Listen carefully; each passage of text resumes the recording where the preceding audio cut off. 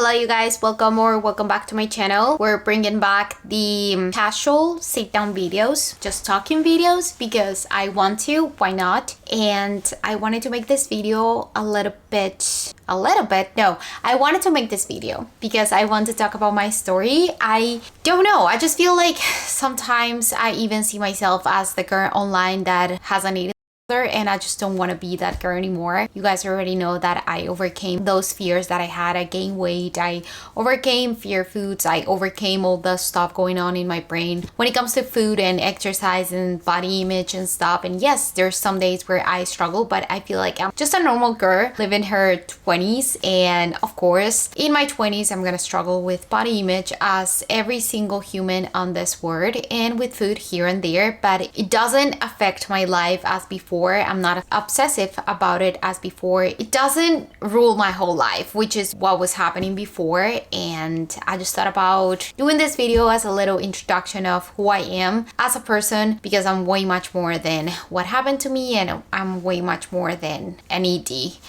Anyways, we're gonna get this started. My name is Daniela Fernandez. My main language is Spanish, so that's why sometimes I mess up with the words in English, because it's not my main language, but it's the language that I choose to talk on camera, because I feel like English is like the language that kind of everyone talks and everyone knows a little bit of. Spanish is a little bit more hard to find people and to spread the word out there, so I decided to start my channel in English, since first, I live in the US, and second, I feel like it's the language that everyone kind of speaks a little bit of, and in a way we can communicate with other people with this language, and I find that beautiful. I feel like learning a new language should have the goal of being able to communicate with others, and I love that. I love that so much. Of course, my English is not perfect, but as long as you can understand what I'm saying, I'm completely fine with that, and as long as I can understand what other people say. I recently went to a hostel in Hawaii, and I met people from all over the world. Germany, Switzerland, Italy, France, Argentina, everywhere. We all spoke English in there. Why? Because it's like the language that kind of everyone knew. It was easier for us to communicate with each other, even with the language barrier. My name is Daniela. I'm 26 years old. I was born and raised in Bogota, Colombia. Had an amazing childhood. Honestly, I had the best childhood I could have ever asked for. I went to a pretty good school in Colombia. In Colombia, it's different. In Colombia, you don't have elementary school, middle school, and high school. We have one school for every single grade. I stayed in the same school since I was 4 years old, and I grew up in that school until grade 10th. So in there we have until 11 instead of 12 in here in the US. I pretty much stayed my whole life in that school, and that school was also a bilingual school, so I was able to learn more English in there. That was the reason why I started speaking English. When I was like 4 years old, 5 years, they wouldn't say like, hey, this color is blanco. They will say this is blanco white. So right now when I speak English, yes, it's a little bit of a struggle, but at the same time I don't have to think about it in Spanish. Like, I don't have to translate everything in my brain. I just talk as I go, and if I need to find a word for something, I just try to look it up in English, because that's how I learned, and I found that incredible. If you are a parent, please do that with your kids. Please try to make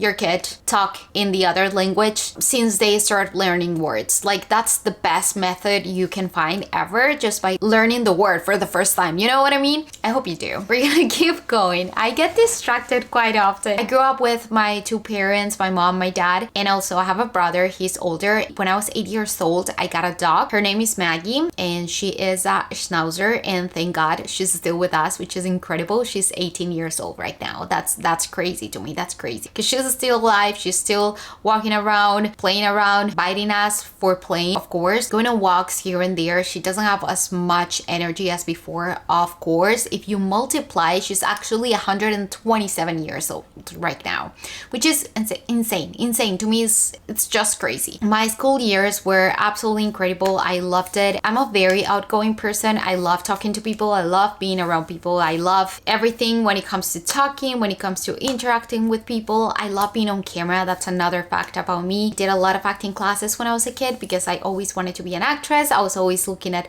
movies and TV shows and imagining myself there, or even like taking a camera. I still need to find it, but when I was around 8 years, 9 years, I had to do a little project in school. You guys, I took a camera and I made my dad film my morning routine, my afternoon routine, everything, and I have everything. Like, I need to find that video, but I'm literally in the bathroom like, get ready with me, in Spanish of course, and I'm like detangling my hair, and I'm like after shower routine, and then I present to the camera all my toys because I also wanted to be like a teacher. I'd like to talk to people and to teach something, so I will put all my toys on the floor, and then I'll say like, hey David, what's this and that, and then I will like make the whole lesson. I was a teacher of the toys, so I introduced all the toys to the camera. I have that video. I still need to look it up. Hope I can find it and you guys can see it. It is so funny and it is incredible to me now to even see it because of how much I have grown and how much I have stuck with the things that I like to do, which again, being on camera is one of those. And I started blogging when I came here. This timeline is going a little crazy insane. I just need to keep going with what I'm saying. But when I was around 14 years old,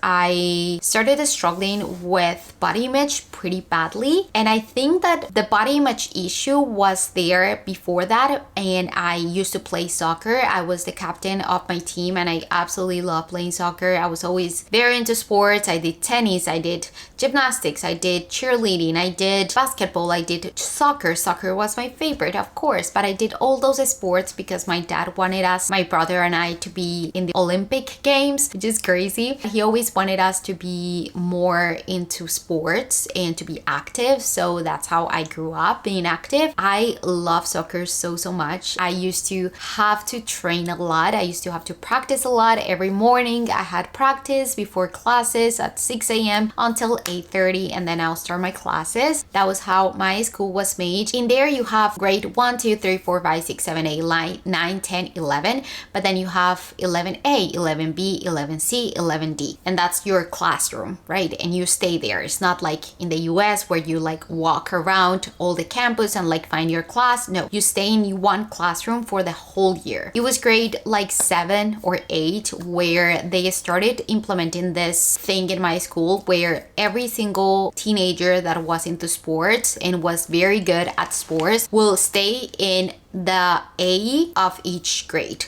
7A's, 8A, 9A, 10A. All of us will have, instead of the first class, we have practice of our sport. So everyone will go to the sport and then we'll start classes. The other B, C, D, E, they had class, like regular class. We had to go train. So every single day we had a practice of soccer, and then sometimes we'll have practice again in the afternoon, or we would have to go and play like a tournament, you know? So I was very active growing up. I love running around. I loved dancing. I loved my sport, of course. And I started, of course, eating more as usual. As you grow up and you start having, I don't know, an appetite. You build up an appetite because you're growing. And also I was very active. So I had to eat a lot and I started gaining weight, and also got my period, my first period. I got it when I was like 12, which is like before my friends got it. So I felt a little ashamed because of that. Of course, I started developing more as a woman. I started having boobs and having a booty and hips, and my friends were not the same way. They were like pretty tiny, pretty skinny still, and I was not. So of course I started comparing myself and I started being like very mean to myself. That's when I started the first diet at like 13, 14 years old because of the restriction that I started to implement within me. I started to also have binge eating here and there, where I will take all my savings that I had and I'll go to McDonald's. In Colombia, in my house, you can walk to pretty much every store. And when I was 13, 14 years old, I'll get out of the house, go walk to the store and buy tons of ice cream, tons of sweets, chocolate, everything that I wanted. One time I had a whole pizza, like a whole big ass pizza with dessert and a milkshake. and I ate it all. And I remember being so ashamed every single time I'll do that. And I'll just, the box, I'll put it below my bed. Okay, I'll put it below my bed so that my parents wouldn't know that I did that I ate all of that. And I'll feel so ashamed. And I remember telling myself every single time after having one of those episodes, tomorrow I'm not gonna eat. It's fine, I'm not gonna eat, so it's okay that I did this.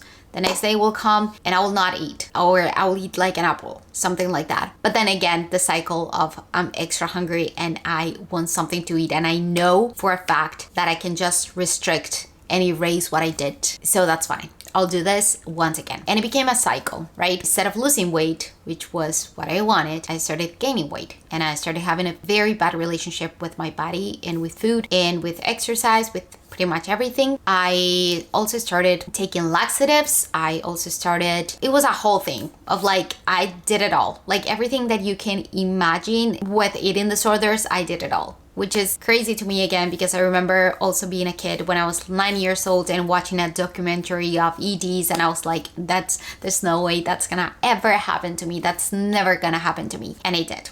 Okay, so yeah, if you're a parent, again, please be very careful with what your kids watch on social media, restriction, stuff like that, diet advice, losing weight advice, stuff like that, because some of us are very obsessive with our thoughts and we cannot control it, and that's what happened to me. I don't blame my parents ever. They were the best parents, and actually they just worked so hard, and I just didn't have time with them. That's another thing. My parents had a restaurant, they were business owners. My time with them was very limited. I remember coming back from school and having to do homework, doing it all by myself. And I remember all my friends telling me that whenever they will come back from school to their house, their parents will make them shut down every electronic and just do their homework. And I was like, oh, I can do whatever I want, because like my parents are not at home ever, not even the weekends. So I need to be very independent, and I need to learn how to do this by myself. And I did it. I had very good grades in school, thankfully. I really loved being in school. I loved learning so much. And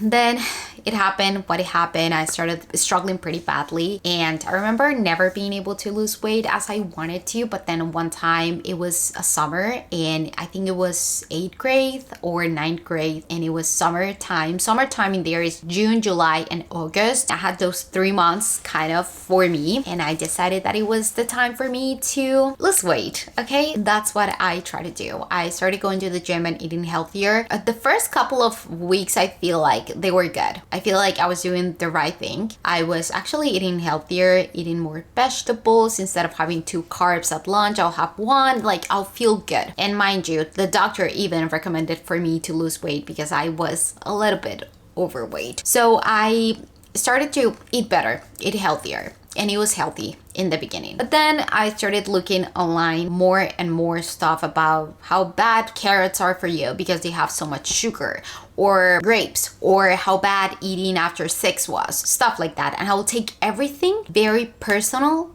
to me. I will take everything personally, and I'll start ditching every single food that they will tell that was bad for our body or was too high in sugar or whatever. I'll believe every single thing, and I will take out that food from my intake. I started restricting more and more. And then when I came back from vacation to school, everyone was shocked. Everyone was, oh my gosh, you look amazing. How did you do that? My friends, my guy friends, my girlfriends, everyone was shocked. And everyone was like, you look amazing, Dani. Like, how did you do this? You look incredible. How did you do that? Of course, I felt so proud of myself because my vacation was pretty much going to the gym and eating healthy every day. When I came back to school and I had a bunch of homework, it was so hard for me to go to the gym. And then I thought like, hey, because I'm not really that active anymore, I'm gonna just lower my intake even more. That was like the biggest mistake ever. Like, what the freaking heck did I do that? It was a bad idea. It was a very bad idea. I was in denial. Everyone started to be concerned now, and I was like, no, I'm just eating healthy. That's fine. I don't know what you're talking about. I'm okay. And even teachers would be like, Daniela, no.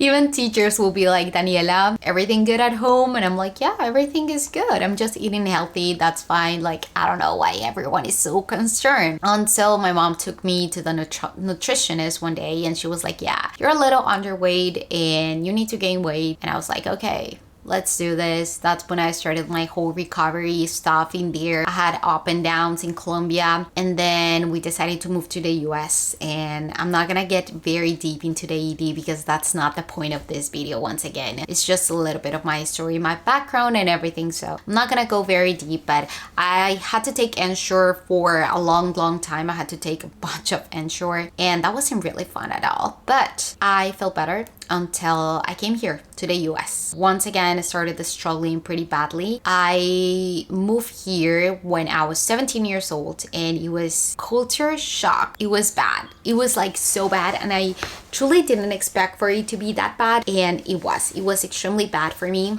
and my mental health. School was not as I imagined, and I had to deal with a lot of bullying. I was struggling pretty bad with my mental health, with food, with body image, with loneliness, because coming here from Colombia was not easy at all. I went from having a lot of friends in school, because as I told you, I was in the same school since I was 4 years old. I knew pretty much everyone in there. And when I came here, it was a different language, and it was a different type of people that I met. And when I first came, I felt extremely lonely. I used to spend my days. I always cry when I talk about that part of my life, because it's really hard for me to think about. But when I started going to school, I just had to deal with a lot of bullying. There were these girls at the lunch break. They will sit in front of me and they will take food and throw it at me. I used to make phone calls with my mom, like video calls. Every time I had lunch break, I used to have a video call with my mom, because that way I wouldn't feel as lonely. But I would spend the whole day at school by myself. Lunch break, going through classes, and going back home lonely again. I had zero friends, and I can tell you, I had zero friends in school. In school, I spent 2 years, because thankfully it wasn't that much of a torture. It wasn't many years. It was 2 years that I had to get through it and get through the day and just try to keep myself sane. The weekends, my parents will work as well. Mom found a job that was at night. I wouldn't even see my mom anymore. My dad will come back from work very late as well. And my brother used to work in the morning and study in the afternoon / night. I was pretty much alone all the time.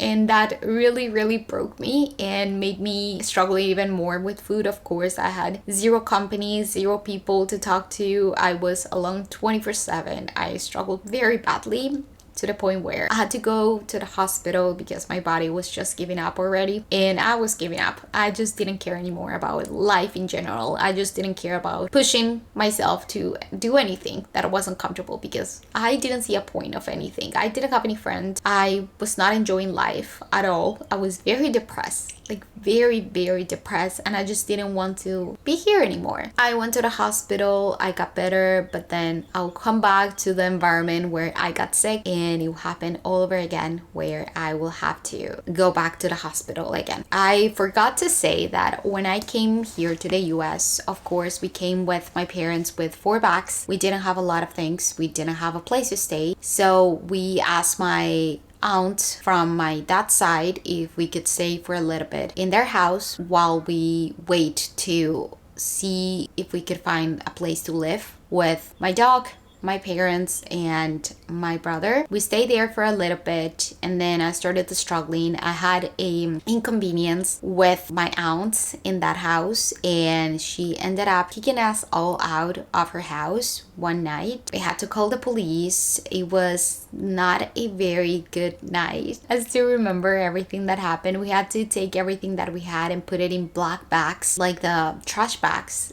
Everything that we had, and which wasn't a lot, to be honest, and find a hotel to stay. The first hotel that we stayed at, they allow us to stay for one night, and then the next day, when my dad and my brother were working, my mom and I found out that they didn't accept dogs, pets, so we had to take everything with my mom, and again just put everything in bags and try to find another place to live, because we didn't have that anymore. We waited for my dad to come back from work, and then we took everything to another hotel where they will accept dogs. We stayed there for around a month in a hotel. It was full of cockroaches, you guys. It was not okay. The room was very small. It's pretty much like a room with 2 beds, a kitchen in front of the beds, and also a little microwave and a bathroom on the other side, and then the exit, of course. I used to sleep in the floor, my parents in one bed and my brother in the other bed. Every single time that you'll go to the bathroom, stand up, you will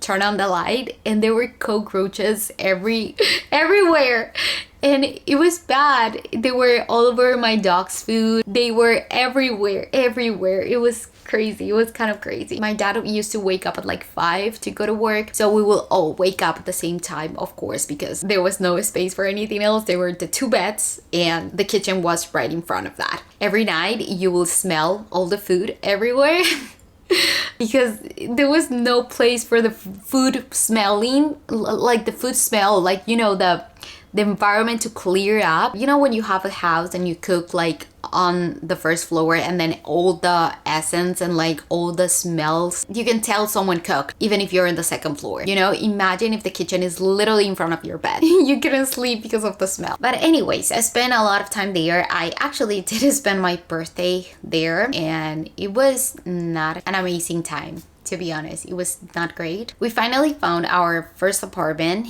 and it was the cheapest one we could find, and it was in a place where it wasn't very safe to live, but again, it was the cheapest place we could find. There were police officers coming like maybe 3 or 4 times a week because something was happening in any place on that neighborhood. It was kind of dangerous. It was not a good place to live. In this place, there were also a lot of cockroaches, like a lot. It was the same thing as I told you before. You will wake up to make breakfast, turn on the light, and all the cockroaches that were at the kitchen will just run everywhere. And it was crazy because it was not only one, it was like a lot of cockroaches everywhere. They will all just run everywhere. It was a lot.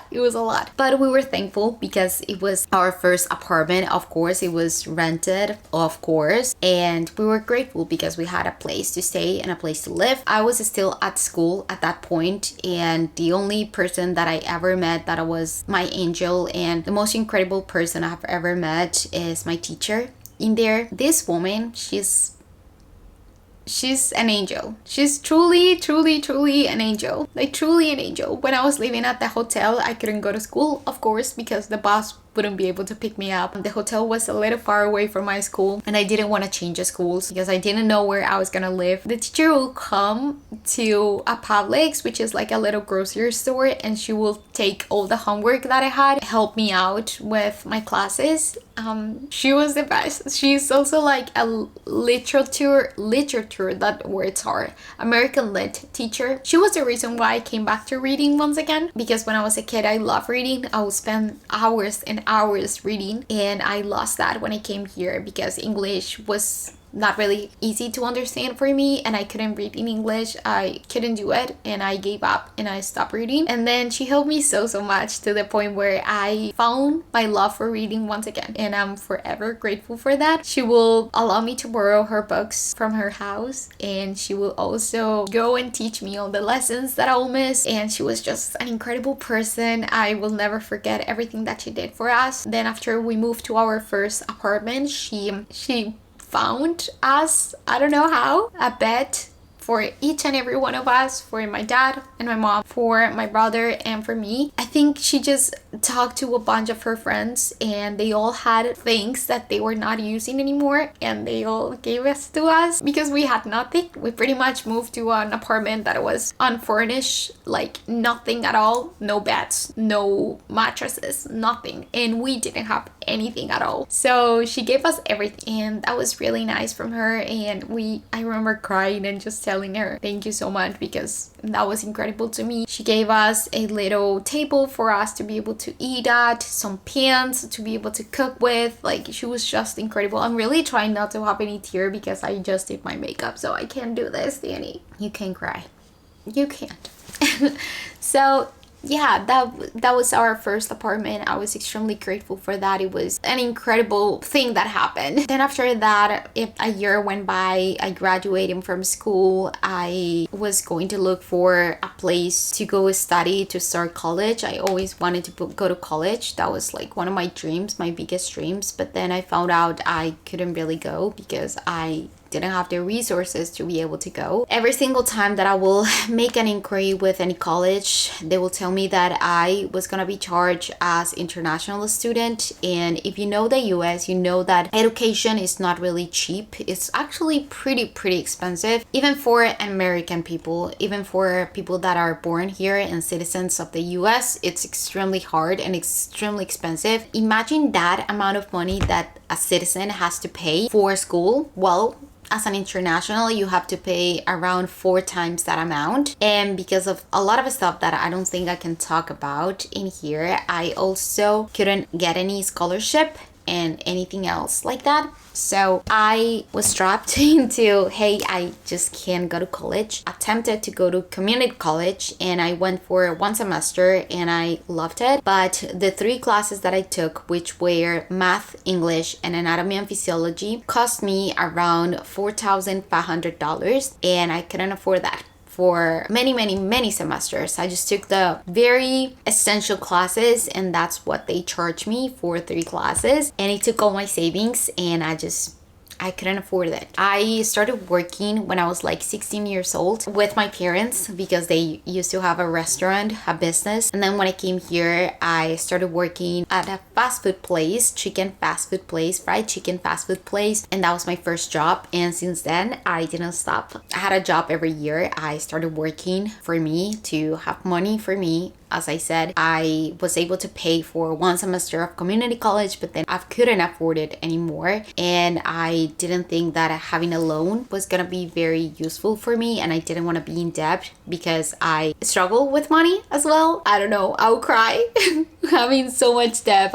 It makes me feel so anxious just to think about it. So I decided like, hey Dani, you know what? You need to find something else. You need to find something you can do that is not related to college, because you don't want to be a lawyer anyways. You don't want to be like a doctor. So I truly believe that you do not have to go to college to be successful, and I have had proof of that with other people and also with me. I have done so much, and I'm so proud of myself for everything that I have achieved so far, because I did it, because I put myself out there. I did what I had to do. I learned what I had to learn to be able to do something with my life, instead of feeling sorry about myself and feeling like the victim and feeling sad about the choices that I made. Like, of course, I could just sit down and cry and be like, why did I have to have an ED? Why did I do this? And just start feeling sorry about myself. But instead, I chose to learn new things, learn how to edit videos, learn how to be more on camera and be able to talk better, how to read in English and be able to make videos about books in English, even though it's not my main language, how to make a podcast. I even took a lot of certifications. I took one for personal training, which I'm a personal trainer. I did one for nutrition, so I'm also a nutritionist, which I know is not a lot if you think about comparing it with a dietitian that goes to college. But I did that because I wanted to get more knowledge about nutrition after having an ED, and I did it as well. I also have a certification in medical translation. I'm a medical interpreter, and I wanted to work in that, but then I made a bunch of applications and they all were like, hey, do you have experience of like 10 years? And I was like,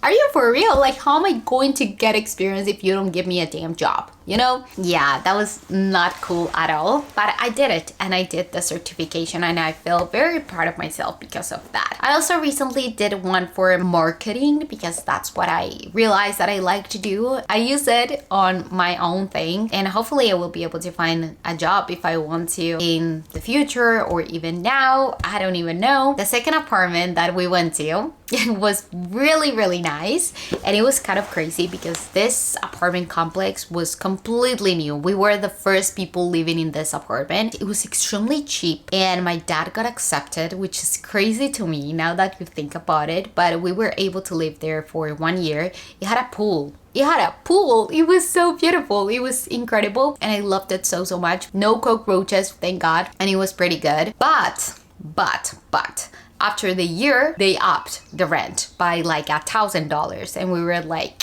we're out of here. We're out of here. And that's where we live right now. We have a house right now. We have been renting this house for 5 years. Our landlord is extremely amazing. He's from Chile. So he speaks in Spanish with us. He's absolutely amazing. He's actually incredible. We love him. He's very helpful every time that we need something. He's very helpful, and I'm just very, very grateful for that. I couldn't actually enjoy our super luxury apartment because I had to go inpatient again for my mental health. I actually had to go inpatient to a psychiatric hospital in New York, and I stayed there for around 5 months. November, December, January, February, and April. That's when I got better. That's when I really learned how to fuel my body, how to overcome fears, how to overcome stuff going on in my brain. And it really was a game changer to me. I had to eat like 4,000 calories. I feel like I have so many videos talking about this, and it was a great experience in a sense of how much I've been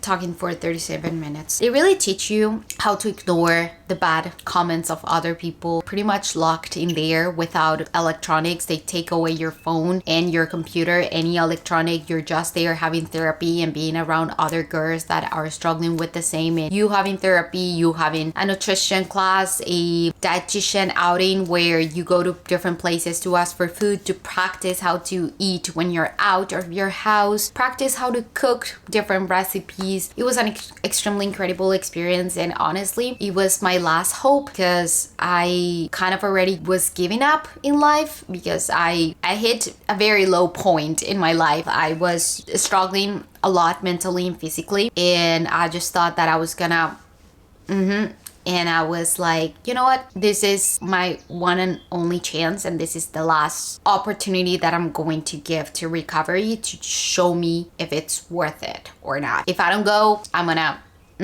I decided to go to this place because when I was very bad, I used to do my research of different inpatient units and like outpatient and stuff like that, like different recovery centers, and they look pretty nice, like very nice. There was one with horses, you guys, horses. I was like, I'm gonna go to there. Girl, it was like $1,000 per day.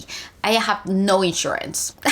No, there's no way I was gonna go there. Thank God, found this place in New York. It's a research clinic for a college. I think it's the New York College, something like that, but it's a research place. You exchange pretty much your brain, and for them to scan your brain, they did a bunch of MRIs on your brain and different exercises in exchange for them to give you therapy and give you treatment for your ED. I pretty much stayed there for free for 5 months. Free, completely free. Nothing. No, they didn't charge me a single thing. I was living there, so they gave me a bed, had therapy for free every day. I had nutrition classes. I had a social worker helping us. I feel like that's when I started learning more English and like actually being really good at English because I didn't have another choice and I couldn't be shy anymore about English and I couldn't be shy about talking anymore. Mind you, this was before me even getting a camera and even making my first YouTube video. I started social media before that, but I was just taking pictures of food and that was about it. I wouldn't show my face because I would be embarrassed about me and embarrassed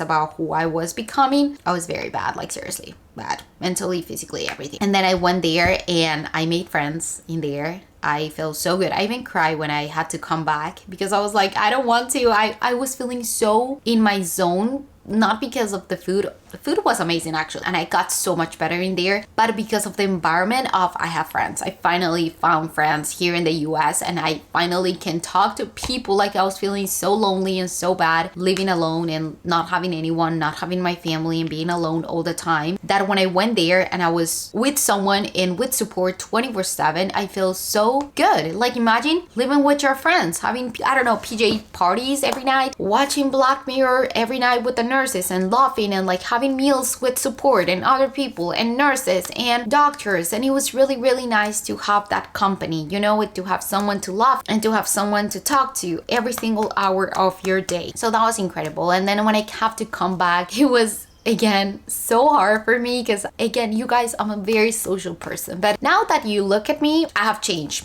And although I love being around people, love with all my heart having people around me and talking to people, and I'm an extrovert. I also learn how to enjoy my own time and I don't get overwhelmed. But when I'm by myself now, like right now I'm by myself, I don't really care. Yeah, I started my social media as a way to share my journey with an ED. But then as I started getting better, started talking more about life in general, just my life in general, just my books, things that I enjoy, my hobbies, going to the gym. Actually, facts about me, I love reading. Another fact about me, I got injured doing squats at the gym. It wasn't the best of choices and I regret it, but what can you do about it? I spent a lot of time at physical therapy. I spent a lot of time getting better, overcoming that injury, and now it's better. It's not 100%. I don't lift heavy weights anymore, and I don't think I'll ever do that again because I don't want to risk it. But I got a L5S1 herniated disc in my back, so I can't really lift heavy weights or do a bunch of stuff that normal people would do, or like what I used to do. And because of that accident, also, I like being spontaneous with trips and stuff like that. I love it, but I'm not very into things that could potentially hurt me. You know, I don't go on roller coasters anymore because my neck kind of hurts when I do that. I'm like, why would I do that? I'm like a grandma. I'm literally like a grandma. I recently went to Hawaii. It was my first solo trip. It was the best experience of my entire life, you guys. I loved it so much. I met so many people from all over the world. I felt in my zone. I felt so good just talking to people, meeting new people. That's what I love, and that's what I decided that I want to do for the rest of my life. After that trip, I'm just like looking forward the next trip that is gonna be like that. I feel so good. So good. I just want to do it again. But anyways, I was telling you about that because I don't know why. I honestly don't. Oh, yeah. All my friends that I met there, they're like, Dani, you're so funny because you're like a freaking grandma. It's funny that you're like a freaking, not you're funny, but like how you are is funny. How you act is funny because you're like, I don't know, you're like a grandma. Like, you know, yeah. Yes, I am. I don't like being in the sun for too long because I'm scared of, like, I have a lot of health anxiety as well, you guys. That's another fact about me. Oh my gosh. So the sun will hit me like for too long and I'll freak out. Like, I don't like it. I don't like to be in the sun, like directly under the sun for too long. So I'll be like, guys, I'm gonna go to the shade, okay? I'll be right back. I need to be in the shade, okay? I cannot do this. They were insane. How can you stay in the sun for the whole day? Like, that for me, it's crazy. It's like, why would you stay in the sun for the whole day? You don't do that. The sun has a lot of radiation that goes to your skin. Don't do that. Take care of your skin. And I put sunscreen every 2 hours as well.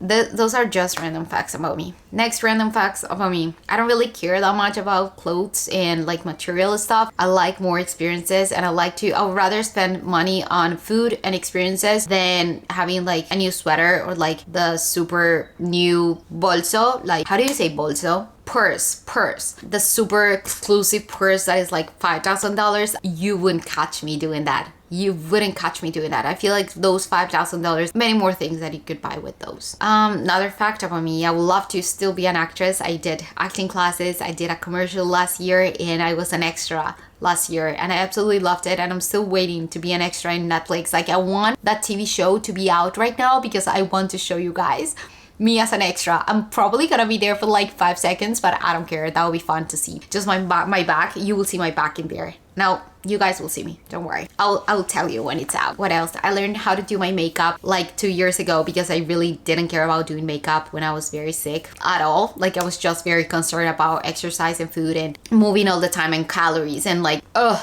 was so stressed about everything that I wouldn't be like learning how to do my makeup. Why would I do that? Like, no. I love my family. That's another fact. I love my friends. I love meeting new people. I love traveling so much. I am learning French right now because I want to be able to go to Paris, be able to talk in French with other people. I think someone just came back. I think it's my uncle and my mom. Yes, they are.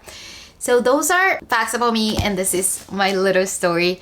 Finally feeling free over an ED that took many years from my life, and I'm finally on the other side, and I can 100% tell you that it's worth it. I've done so many things after recovering and I feel so much freedom around food. I don't feel anxious about food anymore. I feel really good, and I know it's hard, but you just gotta push yourself out of your comfort zone, out of your limits. If you need to gain weight. Everything is gonna be okay. Like, honestly, you just live once. Try to enjoy it as much as you can. Other stuff, don't get too caught on comparing yourself with others. matters, whether that's your body, whether that's your career choice or the money that you make. Nothing matters. None of that matters. What matters is who you are as a person, and for you to focus on you, what you want, what makes you happy, what you like to do, your family, your friends, what you enjoy doing in your day-to-day life. We never know when it's our time to not be here anymore, so just enjoy it as much as possible. Lastly, because I recently posted a video about it, I'm still struggling with some consequences that I have to overcome still, physical consequences of having an ED for so long. And although I do feel here and there like a failure and like I'm not doing enough for my body, or like I'm stupid for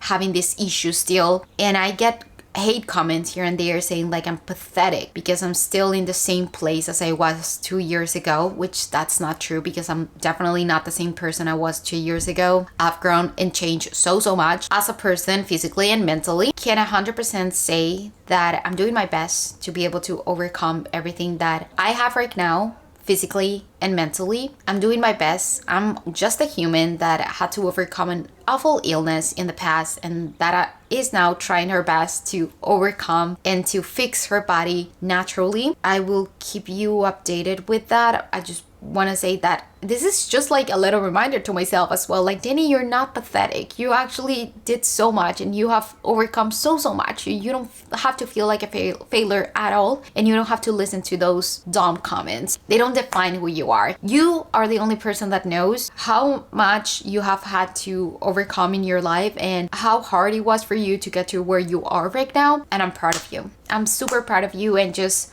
trust your body. Trust that everything will be okay, and that your body is gonna heal every day a little more, and that everything will be okay. And you're doing amazing, Dani. You're doing amazing, and I'm so proud of you, because I can't believe I'm talking in third person. I can't believe you're here in another country and you overcame everything that you overcame, and you teach yourself how to be more calm about the situations that you have to endure every day, and you learn how to talk in a different language even if you feel embarrassed here and there and you make mistakes. Learn how to do stuff by yourself and to be more with yourself, and you're good.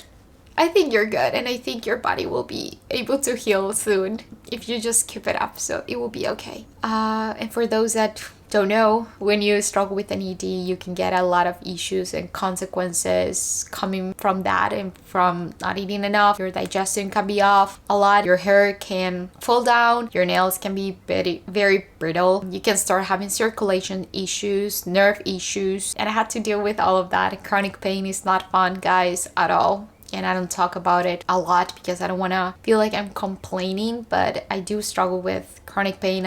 In a lot of my videos, you will see me taking pills for pain. It's hard some days, but I don't like to complain about it anymore. I still don't have a period, so hormonal issues are still there, and I'm still trying my best to overcome all of that. That's gonna be my lore. I talked for almost an hour. That's crazy, but this is the video that I could show to someone if they ask me, who's Dani? Who's that girl? Who the heck? Okay. I love you so much. Thank you for watching. If you watch all of this, you're incredible. Just comment below if you watch all of this, because you're freaking incredible and I need to thank you, personally thank you. Okay. I love you so much, and I will see you whenever I feel like doing another video. I don't even know. Bye.